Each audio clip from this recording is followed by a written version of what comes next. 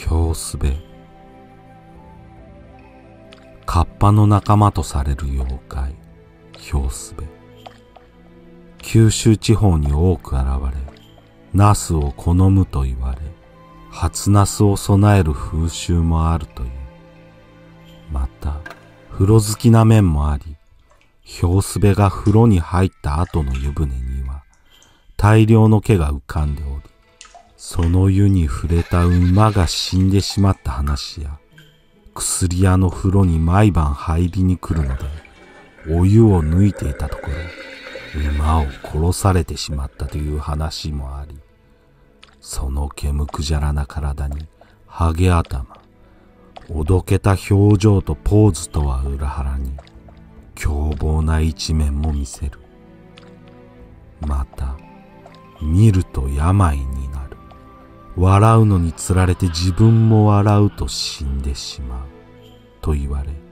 ヒョウスベの姿を見ただけで、原因不明の熱病に侵され、さらに伝染する。ナス畑を荒らすヒョウスベを見た女が、全身が紫色になって病になって死んでしまった、などという話もある。ヒョウスベはカッパと同じく、彼岸になると川と山を渡る。この時期には、ヒョウスベの鳴き声とも、渡り鳥の鳴き声とも言われる、ヒョウ、ヒョウと鳴く声が、その名の由来となったという説や、古代中国由来の武人、ヒョウスの神、ヒョウズ神に由来するとも言われ、その起源はカッパよりも古い。カッパの由来としても知られる北飛戦史には、主はヒョウブという意味の次の伝説が残されている。立花の諸江の孫、兵部太夫島田麻呂が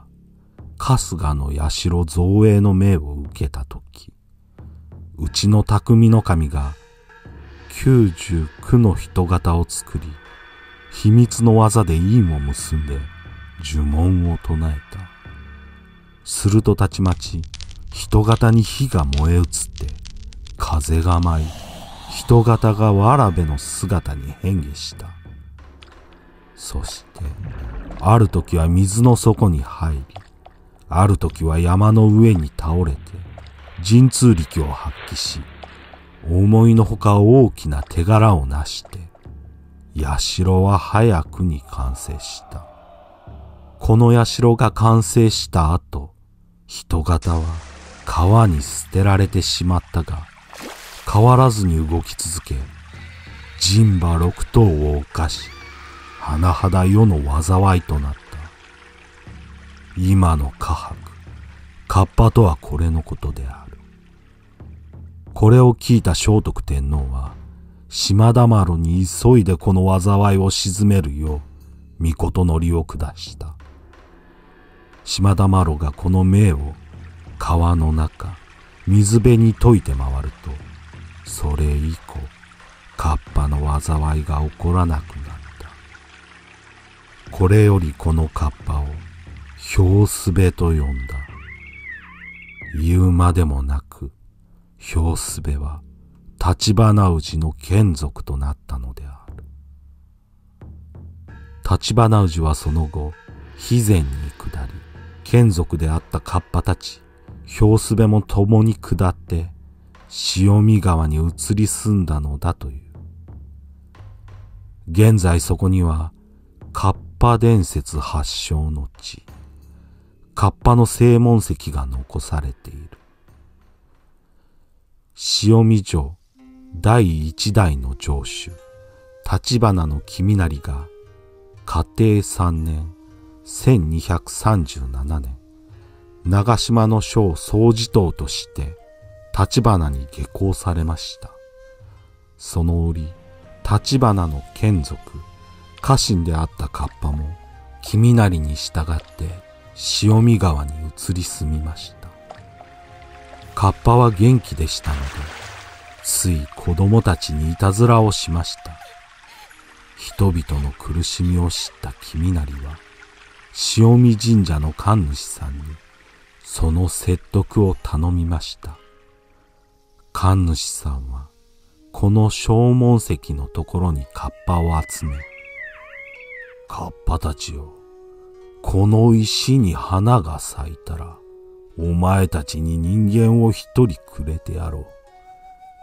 それまでは決して人に害を与えてはならない。と証文を取り交わし約束しました。カッパたちはそれから約束を守って人に害を与えなかったと言われています。毛利大宮寺家にはカッパよけの呪文として次の歌が残っています。表すべよ、約束せしは忘るなよ。川立つおのこ、あとは菅原。表すべよ、約束を忘れるなよ。川に立っている男は菅原の末裔であるぞ。この菅原とは魔王とも天神様とも言われるかの菅原の道真公であり、カッパを助けた伝説に由来するものだと言われている。